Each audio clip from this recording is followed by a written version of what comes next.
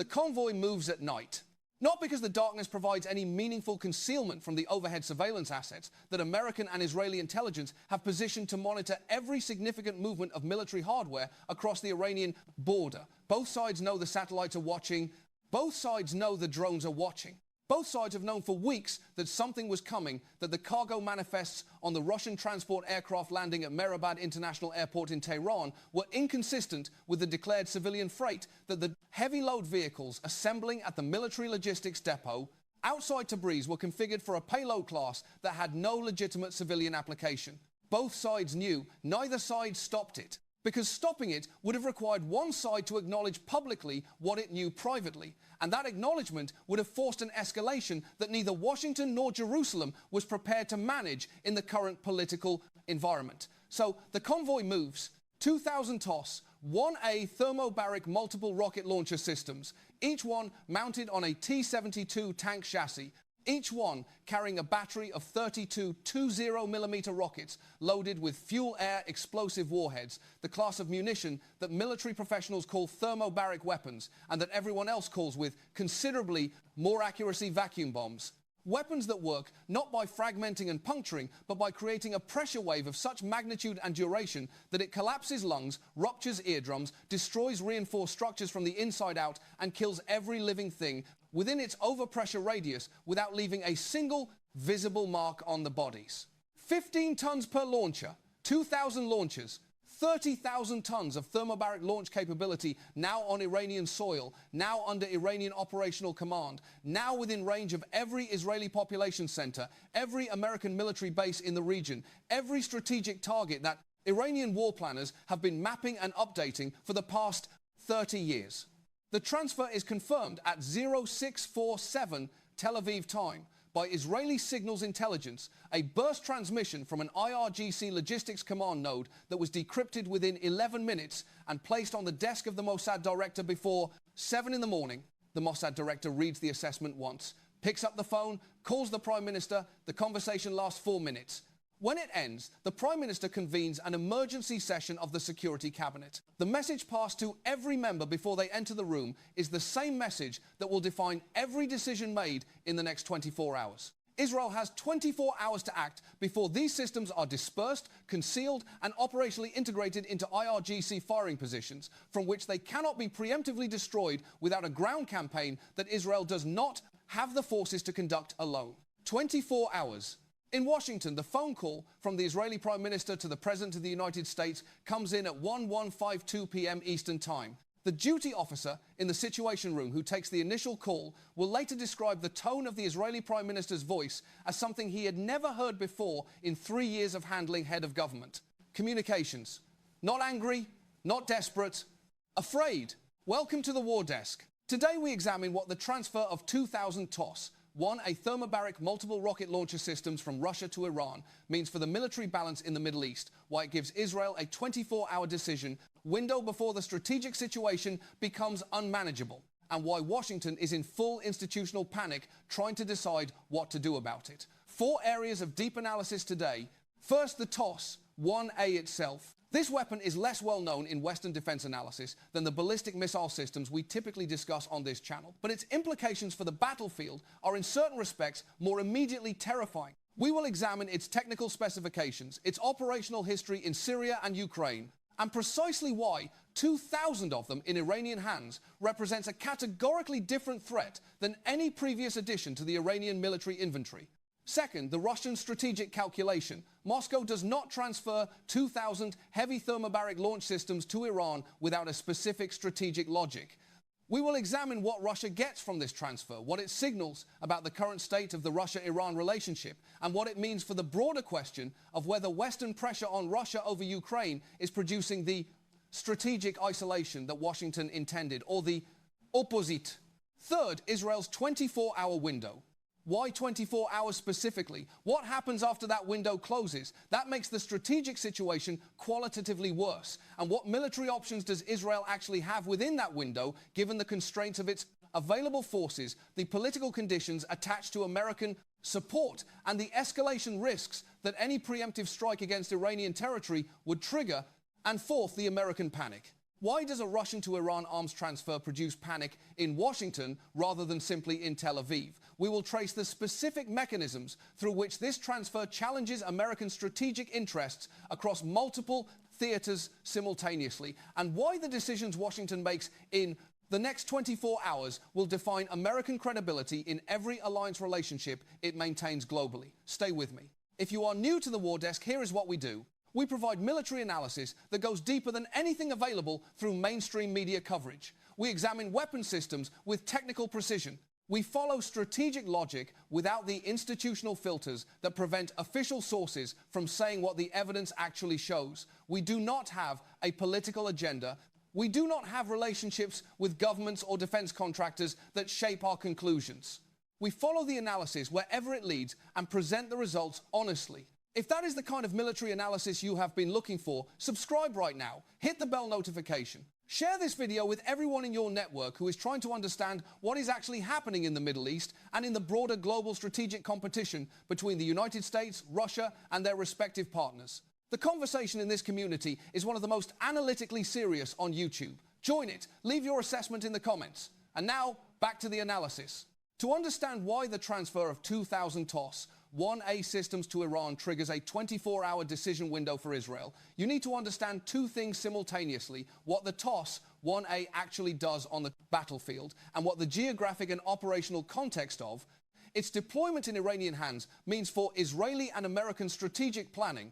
The TOS-1A is not a long-range precision strike system. It is not designed to reach Tel Aviv from the Iranian plateau or to threaten American carrier groups in the Persian Gulf from fixed launch positions. Its range, approximately 6 kilometers for the standard thermobaric rocket, is short by the standards of the ballistic missile systems we typically analyze on this channel. So why does its transfer to Iran in these quantities produce a 24-hour crisis rather than a longer-term strategic concern that can be managed through diplomatic channels?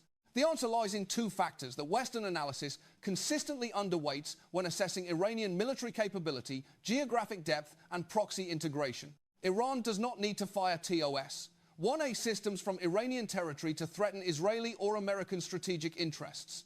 Iran has spent 30 years building a network of proxy forces and allied military organizations positioned throughout the region, in Lebanon, through Hezbollah, in Syria, through a range of IRGC-aligned militias, in Iraq, through the Popular Mobilization Forces in Yemen, through the Houthis in Gaza, through Islamic Jihad and affiliated organizations. These are not diplomatic relationships. They are integrated military networks through which Iranian weapons, Iranian doctrine, and increasingly Iranian command authority flow directly to forces positioned within kilometers of Israeli population centers and American military installation. 2,000 TOS-1A systems transferred to Iran do not stay in Iran. They flow through those networks. Within 72 hours of arrival on Iranian soil, the first shipments are in transit toward Lebanon. Within a week, TOS-1A systems are being positioned in the Bekaa Valley in southern Lebanon, in the Syrian border regions that provide firing positions within range of the Israeli Galilee. Within 2 weeks, they are integrated into Hezbollah's operational order of battle, adding a thermobaric strike capability to an organization that already possesses the largest non-state missile arsenal in history. This is the strategic logic of the 24-hour window. Israel can potentially destroy 2,000 TOS-1A systems on Iranian soil, concentrated at logistics depots, at military bases, at the transfer points where Russian delivery hands off to Iranian custody. Those targets are fixed, identifiable, and within range of Israeli air power, however difficult the strike mission would be. Once those systems begin dispersing into the proxy network, once they are moving in small convoys through the complex terrain of western Iran, crossing borders, through the smuggling routes that have moved Iranian weapons into Lebanon, Syria for decades, the targeting problem becomes exponentially harder. The systems disappear into a distribution network that covers thousands of kilometers and involves dozens of intermediate handlers, each one moving small quantities through routes specifically chosen to avoid detection. 24 hours is not a precise technical calculation. It is an assessment based on historical observation of how quickly Iran moves newly acquired weapons through its logistics network, of how long the systems remain concentrated and targetable before the dispersal process makes comprehensive, preemptive destruction impossible. After 24 hours, Israel faces a fundamentally different strategic problem. Not 2,000 TOS TOS-1A systems at identifiable locations in Iran, but an unknown number of TOS-1A systems at unknown locations throughout the Iranian proxy network, some in Iran, some in transit, some already in Lebanon, some already in Syrian firing positions that can only be destroyed through a sustained multi-front military campaign that Israel does not have the forces or the political conditions to conduct unilaterally. The window closes, the strategic situation becomes unmanageable. This is the logic that drove the Mossad director's 4-minute phone call to the Prime Minister. This is the logic that drove the emergency security cabinet session. And this is the logic that is driving the panic in Washington, because the decision Israel is contemplating within that 24-hour window is a decision that Washington will be asked to support, enable, or at minimum not actively obstruct. And every dimension of that ask is extraordinarily uncomfortable for the American political system. The TOS-1A, designated Buratino in its original TOS, one configuration upgraded to the Son-Sepyok variant in the TOS, 1A is one of the most devastating short-range direct-fire weapon systems in any military inventory on Earth. Its reputation in Western defense analysis as a niche tactical system has consistently obscured its strategic implications when deployed in the quantities and the operational context that this scenario involves. The system is mounted on a T-72 tank chassis, the same platform used by the main battle tank variant, providing cross-country mobility armor protection for the crew and launch mechanism and the logistical compatibility, with armored forces that allows TOS-1A batteries to operate as integrated components of combined arms formations. The choice of tank chassis rather than wheeled vehicle is operationally significant. It means the TOS-1A can accompany armor through terrain that would stop wheeled launchers. It means it can operate in direct fire support roles, the crew maintaining visual contact with the target, rather than the indirect fire roles that longer-range artillery systems employ. And it means it carries the protection needed to survive in the fire-swept environment where its relatively short range requires it to operate.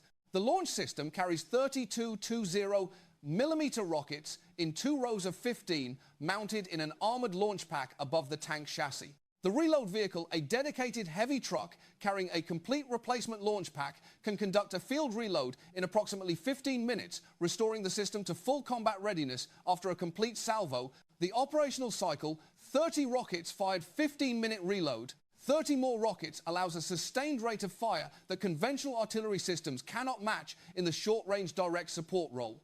The rockets themselves are the defining characteristic of the system. Standard TOS-1A rockets carry thermobaric fuel-air explosive warheads. The thermobaric warhead operates on a fundamentally different destructive principle than conventional high-explosive munitions.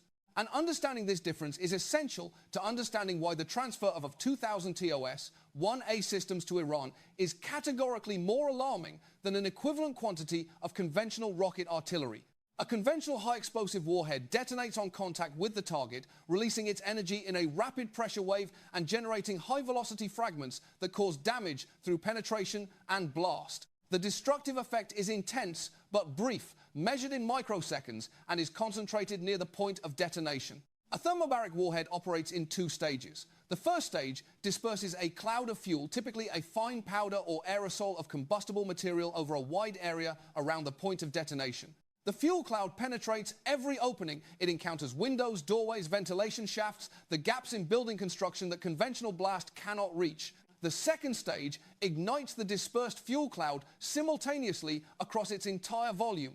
The resulting deflagration, a rapid combustion rather than a detonation, creates a sustained overpressure wave that is dramatically longer in duration than the pressure wave from a conventional explosive of equivalent mass. This extended overpressure duration is what makes thermobaric weapons so uniquely destructive against personnel and structures. The human body can survive brief pressure spikes that would be lethal if sustained for even a fraction of a second longer. The lungs, the eardrums, and the delicate vascular structures of the brain are particularly vulnerable to sustained overpressure. They rupture under pressures that the body's structural elements can withstand. A thermobaric detonation in an enclosed space inside a building, inside a tunnel, inside a bunker, produces an overpressure wave that bounces off the walls and ceilings, repeatedly sustaining the lethal pressure environment for far longer than the initial detonation would produce in open air. The practical consequence is that thermobaric weapons are extraordinarily effective against personnel in fortified positions, bunkers, underground facilities, reinforced buildings that conventional munitions cannot reliably neutralize. This is why the TOS TOS-1A has been used by Russian forces in every major conflict since Chechnya, specifically against fortified urban positions and tunnel networks. In Syria, TOS-1A strikes against opposition-held urban districts produced casualty rates that conventional artillery could not achieve against hardened positions. In Ukraine, TOS-1A systems have been used against fortified defensive lines where the combination of underground shelters and reinforced positions reduce the effectiveness of conventional rocket artillery to unacceptable levels. The specific threat that 2000 TOS-1A systems represent in the Iranian proxy network context goes beyond the tactical effectiveness of the weapon. It is the combination of thermobaric lethality with the positional advantages that Hezbollah and other Iranian proxies have established over decades of presence in southern Lebanon and the Syrian border region. Hezbollah has spent 20 years preparing fighting positions in southern Lebanon, underground tunnel networks, reinforced command bunkers, hardened weapon storage facilities that are specifically designed to survive Israeli air artillery strikes. These positions are the infrastructure that allows Hezbollah to survive an Israeli military campaign long enough to impose unacceptable costs. They are also exactly the class of target against which TOS-1A thermobaric weapons are most devastatingly effective, not because Hezbollah would fire TOS-1A systems at its own positions, but because the transfer of TOS-1A capability to Hezbollah provides Iran's proxy with the ability to use those weapons against Israeli fortified positions, Israeli urban areas with their reinforced safe rooms and shelters, and Israeli military installations whose hardening was designed against conventional munitions rather than sustained thermobaric overpressure. The 15-ton weight per system, the figure in our title, refers to the combat weight of the fully loaded TOS-1A, including its tank chassis, launch pack, and rocket load. This weight class has direct implications for the logistics of the transfer and for the transport infrastructure required to move these systems through the proxy network. They cannot be moved by the light trucks and civilian vehicles that Iran uses to move smaller weapons through its logistics chains. They require heavy transport, the kind of movement that is visible to overhead surveillance, but that once dispersed to multiple routes and multiple intermediate handlers becomes practically impossible to interdict comprehensively. This is the 15-ton problem that defines the 24-hour window. While the systems are concentrated at Iranian logistics facilities, they are targetable.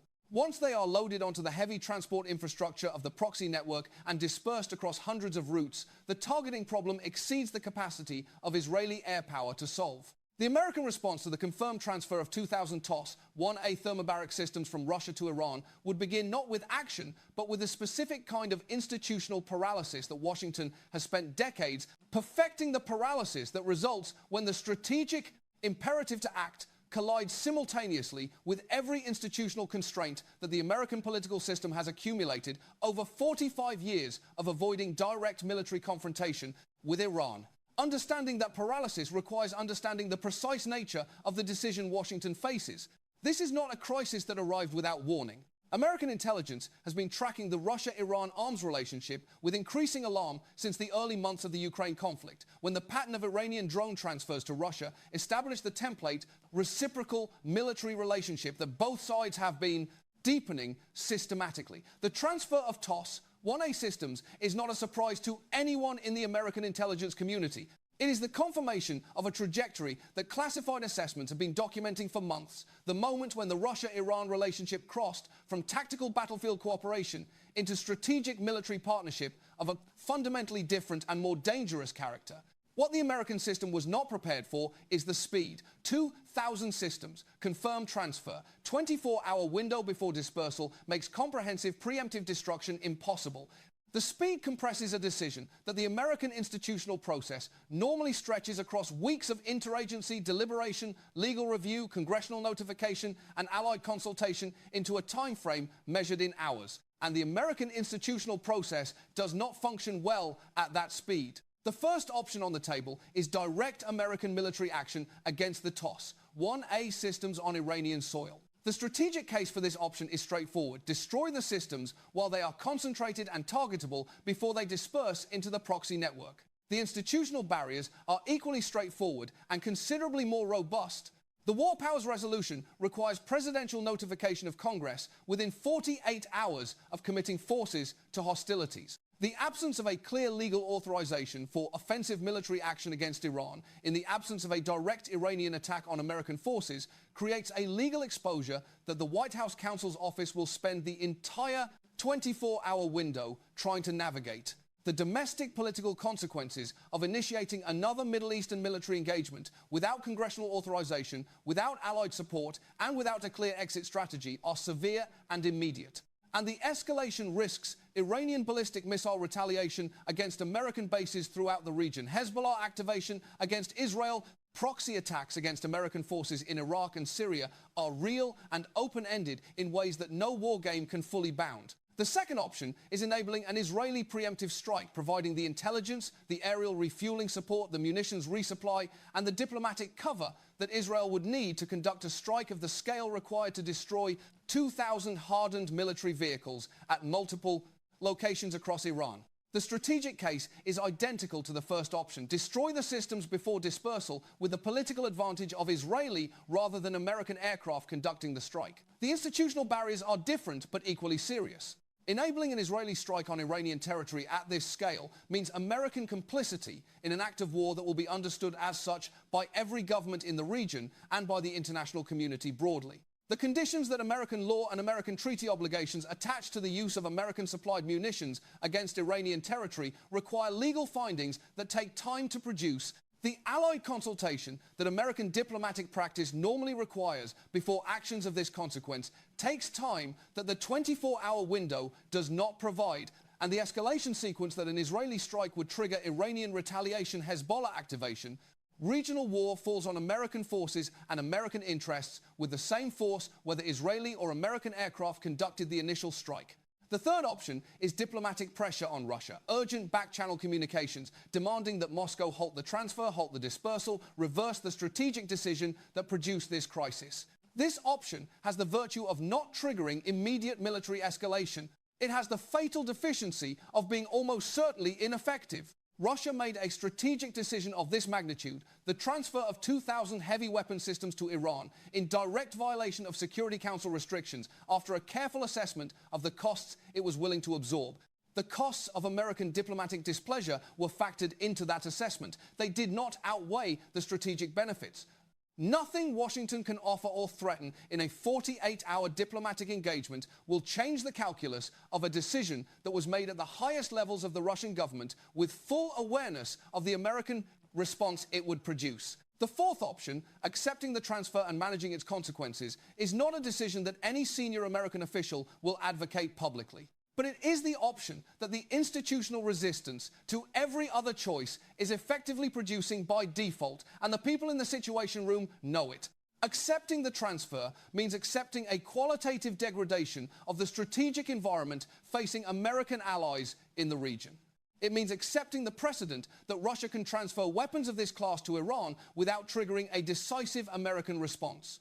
And it means communicating to every other adversary watching this crisis, China, North Korea, every state that has been calculating American resolve in its own regional context, that American institutional constraints are a more reliable check on American action than American strategic interests. The geopolitical audience for American decision-making in this window extends far beyond the Middle East. Russia is conducting a strategic probe, a test of American decision-making speed and institutional coherence under conditions of time, pressure, and strategic overextension. Moscow has designed this crisis specifically to exploit the collision between American strategic imperatives and American institutional constraints. Every hour of American paralysis is a data point that Russian strategic planners are collecting with great interest and greater satisfaction. China is running a parallel assessment. The question of how quickly and how decisively the American system can respond to a major strategic challenge in one theater while simultaneously managing commitments in others is directly relevant to Chinese planning for Taiwan. Contingencies. American institutional paralysis in the Iran-Israel context provides concrete evidence about American decision-making timelines that is considerably more valuable than any intelligence collection operation could produce. The Gulf Arab states are watching and drawing their own conclusions about whether American security guarantees are worth the risk of Iranian retaliation that maintaining them requires about whether the strategic accommodation with Tehran that the Chinese brokered normalization agreement began is the correct long-term trajectory regardless of American preferences, about whether the American alliance still offers the security returns that justify the political costs of maintaining it. The 24-hour clock does not care about any of these institutional constraints. It counts down at the same rate, regardless of how many deputies, committee meetings have been convened, how many legal opinions have been requested, how many allied consultations are in progress. And when it reaches zero, when the TOS-1A systems have dispersed beyond the reach of comprehensive preemptive destruction, the strategic situation that Washington faces will be qualitatively worse than the one it faced at the moment the transfer was confirmed. That is the anatomy of American panic in this crisis, not the visible intensity of the response. The invisible collision between what the situation demands and what the institution can deliver, playing out in real time on a clock that does not stop. There is a dimension of this crisis that purely technical and strategic analysis tends to miss the human dimension of what it means for the people inside the decision loop to be facing a 24-hour window with consequences of this magnitude. The Israeli Security Cabinet that assembled in the hours after the TOS-1A transfer was confirmed is not an abstract institution. It is a room full of human beings who carry in their personal and professional histories the full weight of what the Jewish state exists to prevent. The men and women in that room grew up in a country whose founding was premised on the proposition that Jewish survival requires Jewish military power, that the catastrophic vulnerability of the diaspora experience must never be repeated, that the state exists to ensure that when a threat of this magnitude materializes, there is a military establishment capable and willing to act against it.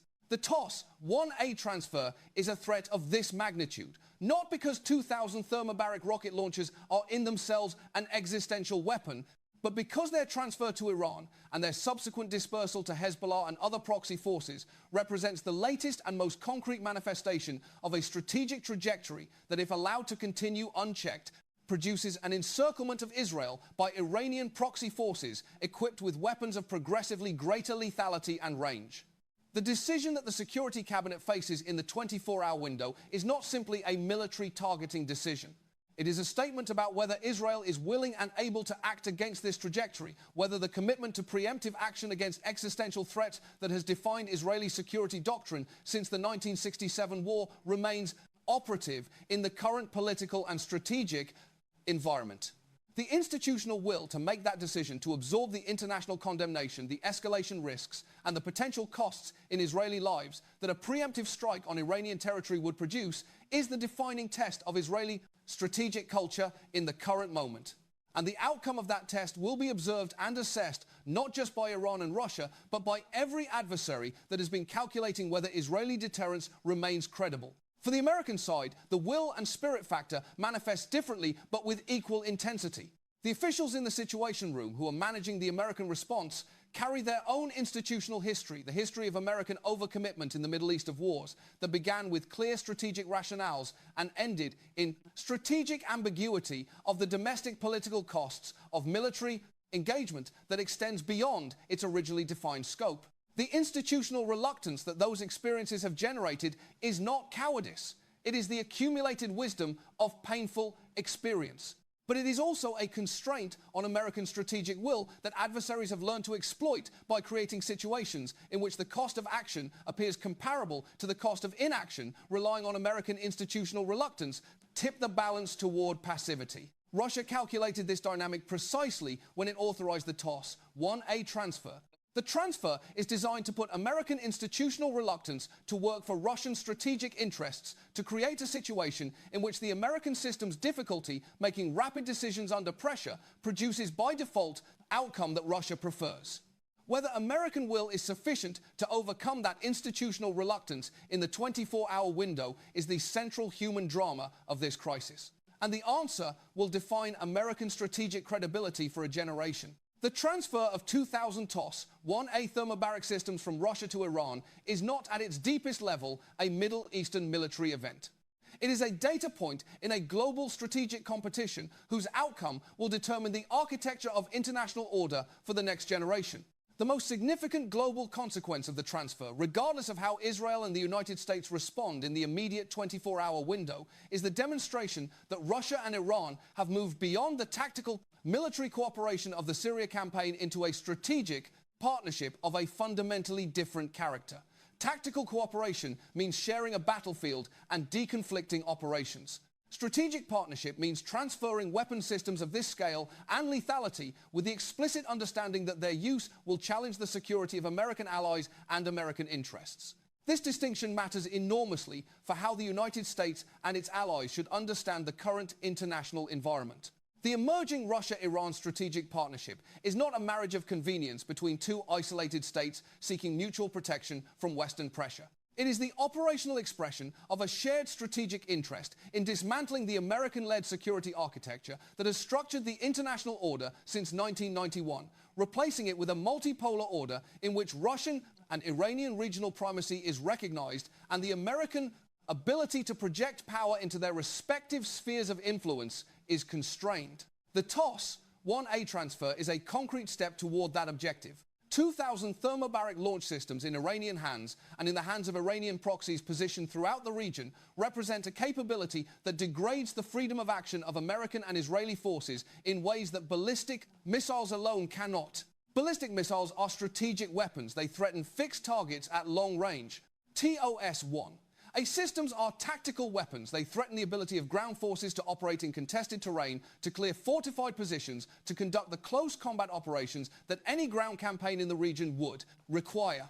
The combination of Iranian strategic ballistic missiles and Iranian proxy tactical thermobaric capability creates a layered threat environment that challenges American and Israeli military operations at every level of the escalation ladder. Simultaneously, it is the military expression of the strategic encirclement that Iran has been building through its proxy network for 30 years now, equipped with weapons that make the encirclement operationally lethal rather than merely geopolitically significant. The second global consequence is the signal that the transfer sends to every state actor that has been watching the Russia-West confrontation over Ukraine and calculating which side of the emerging global competition offers better strategic returns. Russia has just demonstrated that its commitment to its partners is not limited to diplomatic support and economic cooperation. It extends to the transfer of heavy military systems of the kind that decisively alter the military balance in regional conflicts. This demonstration will be received in Tehran, in Beijing, in Pyongyang, in Caracas, and in every other capital that has been weighing the costs and benefits of closer alignment with the Russia-China-Iran axis versus continued accommodation with the American-led order. The message is clear and will be heard clearly. Alignment with Russia produces tangible military benefits that alignment with the United States, with its conditions, its human rights requirements, its sanctions regimes, and its institutional reluctance to transfer genuinely decisive military capabilities cannot match. The third global consequence is the acceleration of the breakdown of the non-proliferation and arms transfer regimes that have provided the international community with at least partial constraints on the most dangerous weapons transfers. For the past 50 years, the transfer of 2,000 TOS-1A systems to Iran in direct violation of UN Security Council resolutions restricting arms transfers to Iran that Russia itself voted for demonstrates that those regimes are no longer operative as meaningful constraints on the behavior of great powers when their strategic interests point in a different direction. When the regimes break, they break completely. The precedent that Russia sets by transferring 2,000 TOS-1A systems to Iran despite Security Council restrictions is a precedent that every other arms exporting state will invoke when it wants to transfer weapons to partners. That international law would restrict the normative architecture that has partially constrained the most dangerous arms transfers for half a century does not survive this precedent intact. What replaces it is a world in which arms transfers are governed entirely by strategic calculation rather than international norms. A world in which the question of who gets what weapons is determined solely by the interests of the most powerful states and the resources of the purchasing states without the moderating influence of an international legal framework that at least some states, at least some of the time, felt obligated to respect. That is a more dangerous world, not marginally more dangerous, qualitatively more dangerous, a world in which the spread of the most lethal conventional weapon systems to the most destabilizing actors is limited only by the willingness of supplier states to absorb the diplomatic costs of transfers that the international community opposes. Russia has just demonstrated that its willingness to absorb those costs is effectively unlimited when the strategic benefit is sufficiently clear. The 24-hour clock is ticking. And what happens when it expires will define the strategic environment, not just for Israel and the United States, but for the entire international order. Let me bring this to its conclusion. Everything we have examined today is grounded in documented reality. The TOS, TOS-1A exists, and its technical specifications, thermobaric warhead, 30-rocket salvo tank, chassis mobility, 15-ton combat weight, are matters of public record confirmed by its operational use in multiple conflicts. Russian arms transfers to Iran have been a documented pattern throughout the Syrian conflict and have accelerated since Western sanctions isolated Moscow following the 2022 Ukraine invasion. The Iranian proxy network Hezbollah, the Popular Mobilization Forces, the Houthis, is a documented operational reality through which Iranian weapons flow to forward positions throughout the region. The 24-hour strategic window that a transfer of this scale would create is a logical consequence of the documented speed of Iranian logistics operations observed in previous weapons transfer operations. What this analysis has done is combine those documented realities and trace the consequences of their intersection with the honesty that the subject demands, following the strategic logic through every layer of its military, political, and global implications, without the institutional filters that prevent official sources from saying what the analysis actually shows. The conclusion of that honest analysis is this: the transfer of 2,000 TOS-1A thermobaric systems from Russia to Iran represents a qualitative escalation of the Russia-Iran strategic partnership that challenges the American-led regional security architecture at every level. Simultaneously, it creates a 24-hour decision window for Israel that compresses one of the most consequential military and political decisions in the history of the American-Israeli alliance into a time frame that the American institutional decision-making process is not designed to handle. And it sends a global signal about Russia's strategic commitment to its partners, about the breakdown of arms transfer regimes, about the emerging shape of the multipolar competition that will reverberate through every alliance relationship and every regional balance of power on Earth. This is the War Desk. We analyze military power with the technical precision and strategic honesty that the subject demands. If this analysis has served your understanding of what is actually happening in the global strategic competition, subscribe, share this video. Leave your assessment in the comments. Tell us what you think Israel and the United States should do in the 24-hour window and what the consequences of each available choice actually are. The conversation in this community is where honest military analysis happens. Join it. This is the War Desk. We will be back.